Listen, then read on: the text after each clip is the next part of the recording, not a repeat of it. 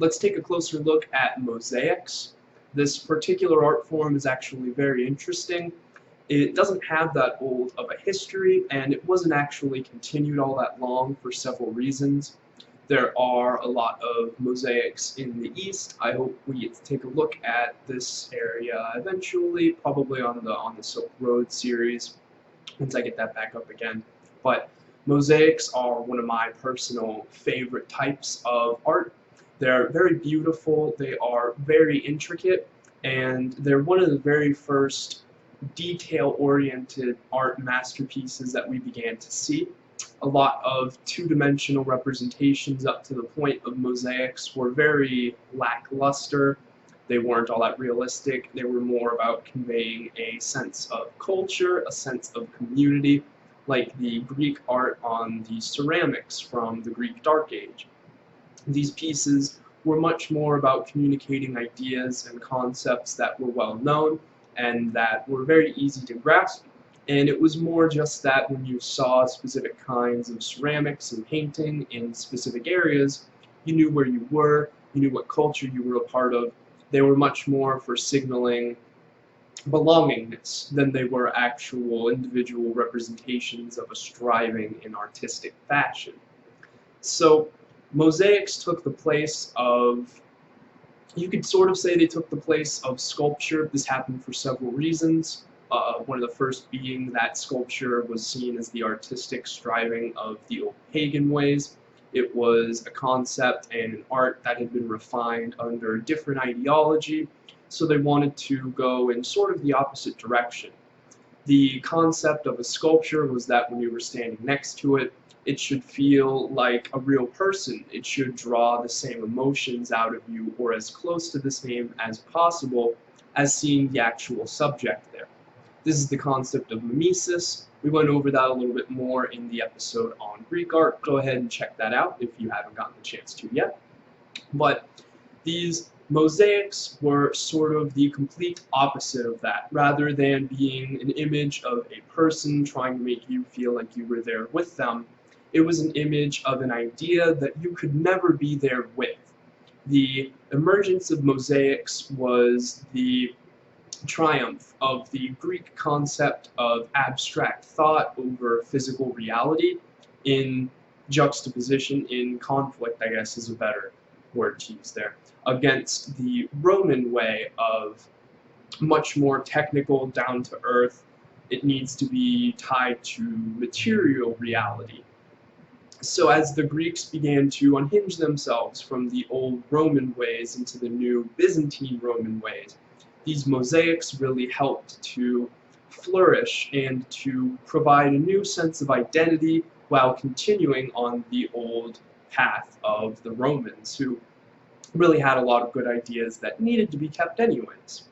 So one of the main differences was the backgrounds and the backdrops. Because these weren't physically standing, because these were on walls, they were in palaces, they were in places where they could be protected, these could be made from much softer and more delicate materials. They would put gold foil in the back, and they would sort of have the subject standing or floating to show that they weren't there. This wasn't material representation. This wasn't part of physical reality. In the old thoughts of Plato and Aristotle, this was the realm of shapes or of forms. The concept of displaying ideas and ideologies, pride, love, courage, discipline, these things were shown in an outside sort of subject rather than a down-to-earth one.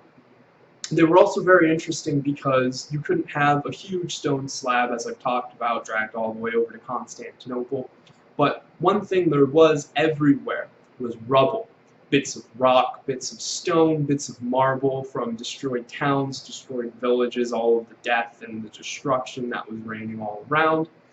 So the mosaics were a sort of response to this, initially at least, to this destruction.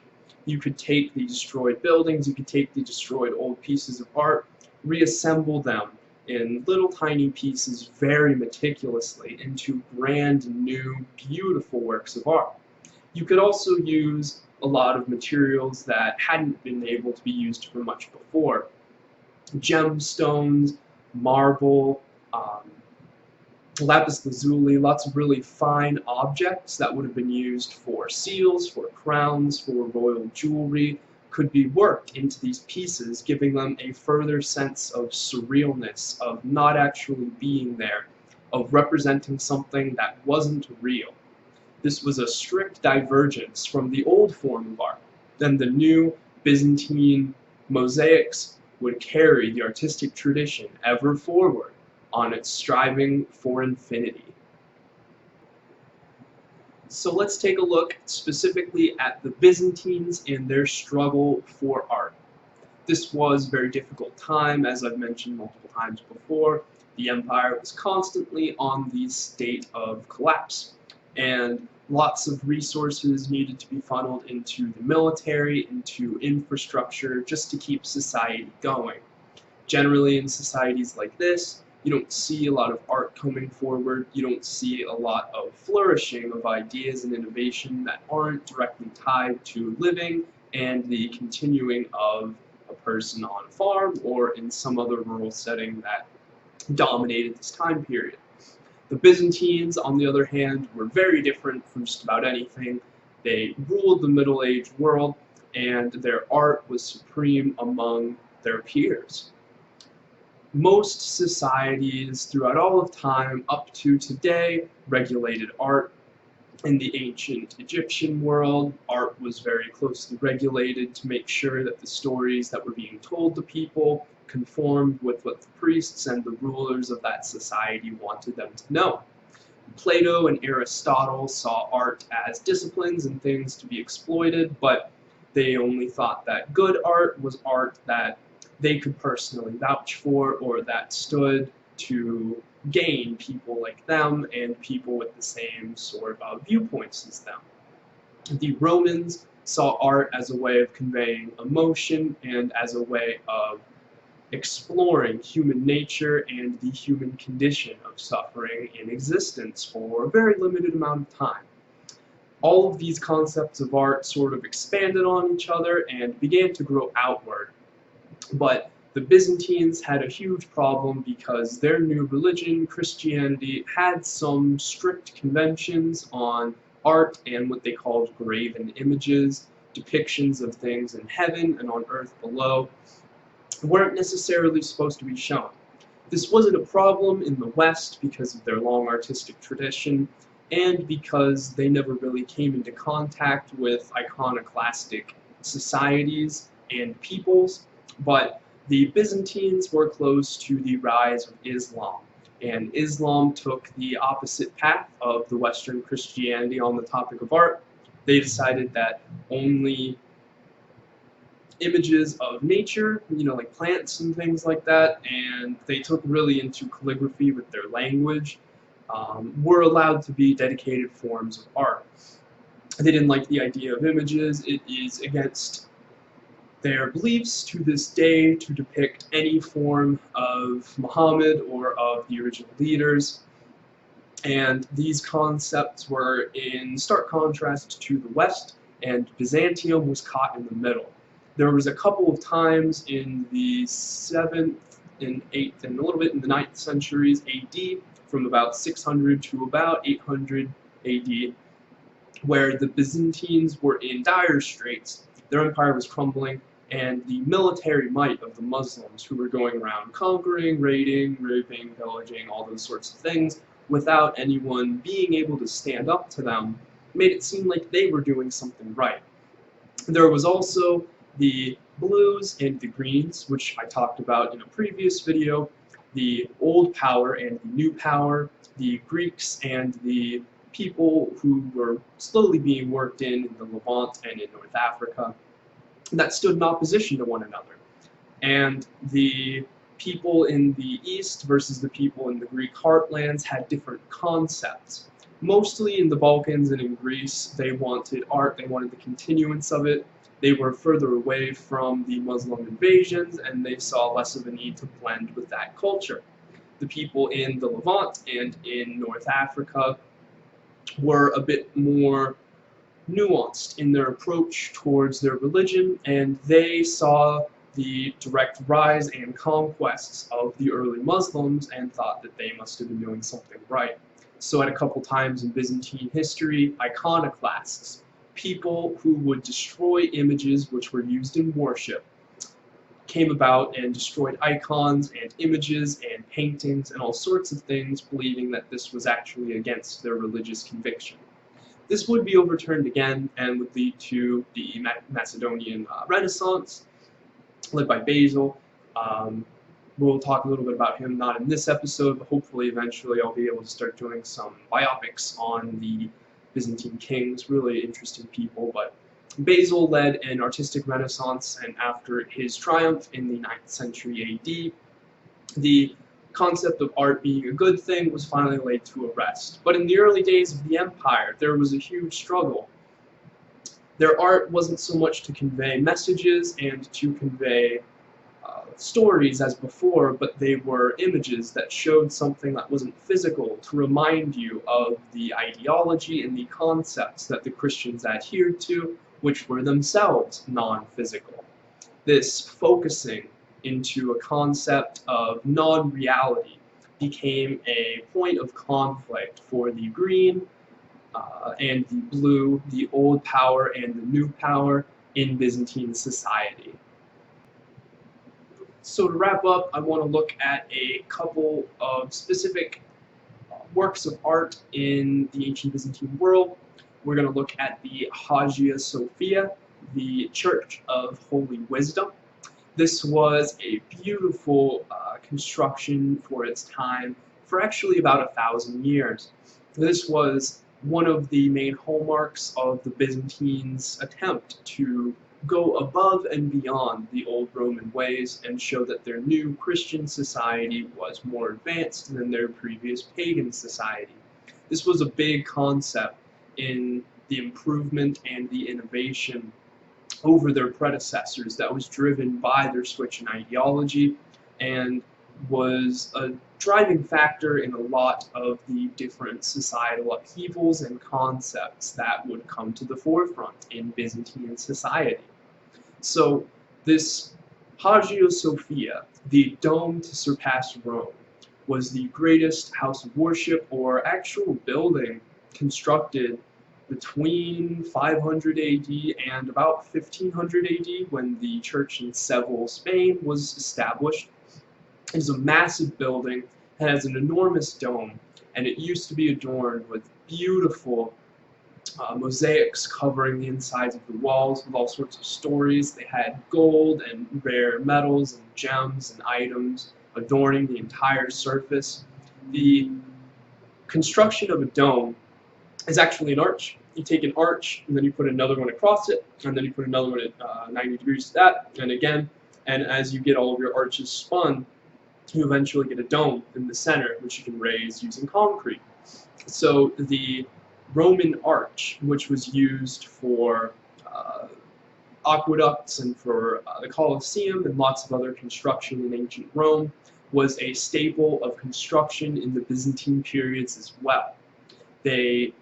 It was very Byzantine in its construction. The outside has windows, it has lots of the effects that the Roman society came to in its very late stages, and it goes beyond that in its construction upward.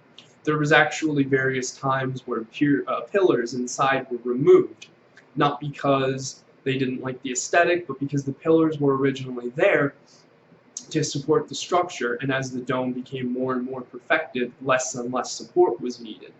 The exquisite architectural prowess needed to put a dome up this high without the mathematical knowledge that we know of today sort of leaves the question that maybe they did know something more than we're willing to give them credit for.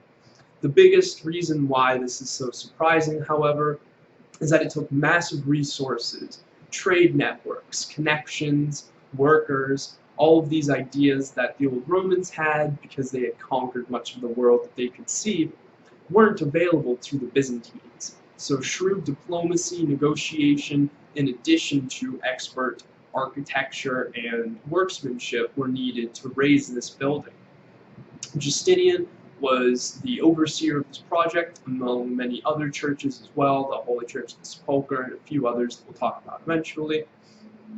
He was a master patron, and he had up to 10,000 workers working on the Hagia Sophia over its lifespan. This meant a lot of people in Constantinople and in Byzantium needed to be able to not be serfs or workers or peasants in the field. They needed to be specialized craftsmen. This showed the height of the Byzantine splendor as the rest of the world burned and fell into darkness. The walls of Constantinople stood, and the structures within those walls reached ever higher to the concept of the heavens and were filled with artwork that tried to elevate humans beyond the material world to the ideological. And then before we wrap up, I want to give some due credit to several areas that definitely don't get enough attention and probably can't, because there are some people and figures who produced works of art that we would recognize today as art, literature, books, writing, manuscripts, maps, that no longer exist today. There are several reasons for this. It was a very catastrophic time. Lots of paper records couldn't have been passed on. There was lots of warfare and destruction, but there was also the fact that a new culture moved in and supplanted the Byzantines, wiped out all of their libraries and concepts, and had to install new ideas because they were new people and they didn't want their people accidentally tapping into some other ideology that would give their centralized power less efficiency. The ancient Byzantine writers were some of the greatest in the world, and a lot of them would actually become refugees in new countries. So a lot of their works were bodies of four major topics: history, rhetoric, religion, and law. So history was there trying to salvage the old records, the old Roman ways, where they had come from, so that they could try to help predict where they were going and how to more efficiently move forward. Their rhetoric and their rhetoricians were focused on how language worked, what the best way to convey meaning was, and how to explain abstract thoughts that didn't actually exist to a material person or a material world. Their religious officials tried to discern the proper way to live. Byzantium, as I've spoken on before, was one of the very first societies that split the religion and the politics into two spheres, which gave both sides less power overall, but made it so that they were much more distinct. So a lot of their religion came to study concepts and to bleed over into their history and their rhetoric, and these theological schools that came to study concepts were actually some of the first universities and gave birth to what would eventually be science through the study of natural philosophy. A lot of these works are gone. These societies were desperate to find some sort of order in the world that looked like there was no order, like there was nothing but destruction and chaos. And so the codification of history, of law, of concepts, and of ideas became ever more important.